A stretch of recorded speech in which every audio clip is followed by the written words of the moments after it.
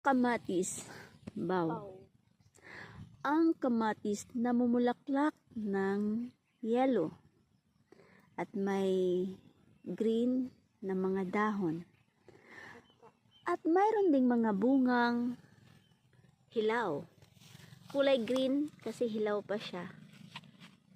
I think pag nahinog, kulay pula na siya. Kulay pula or madilaw mo na siya, tas mapula.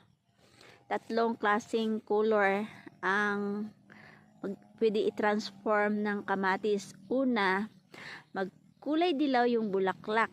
Tapos pag namunga na, kulay green. Pag nahinog-hinog na, kulay yellow or orange, or pag sobrang hinog na talaga, kulay pula. Pero wala pa ako nakitang hinog. Ang uban kinain na ng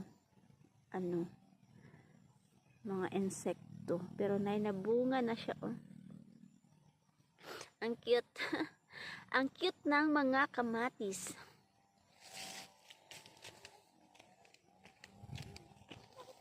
Dito may kinain.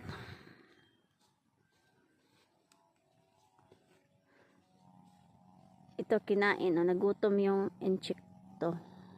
Nagutom. Ayan.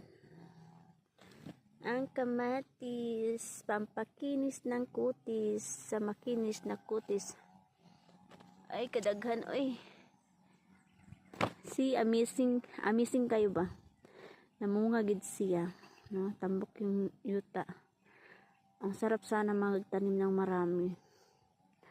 Ay, nako, ang sarap magtanim. Ayan, oh.